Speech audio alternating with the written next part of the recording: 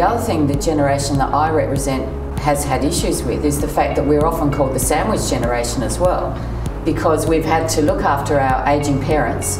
At the same time, our own children have done quite well in many instances, but we're now the grandparents of children that we have to help look after because the wife and the father have gone back to work. Yep. So we really are stuck in between, and yeah, what do we do? What do we do before we sell our house? What's the first thing we should do?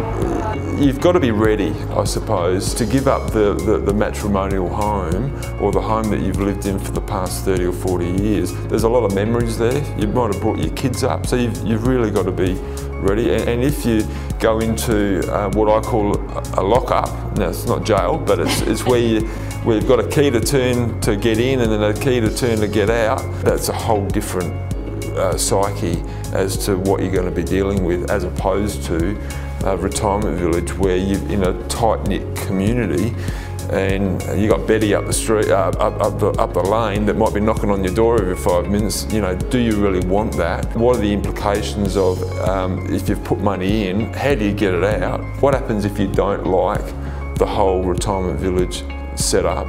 And then what are the estate considerations? Okay, what will get paid to your estate when you pass on? So lots to think about. I suppose the first thing is, if you're thinking about it, it's probably better that you do it slightly earlier than what you need to.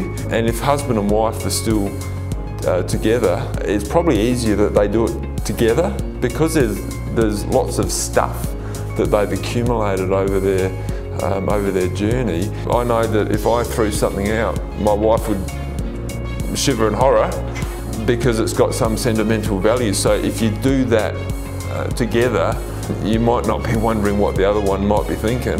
You know, what do I do? Do I throw it out? Do I give it to the kids? Or do I sell it? Or what do I do? Doing it together helps some closure on that moving from the big house to the next stage of life. Thank you so much, Robert. That was absolutely awesome.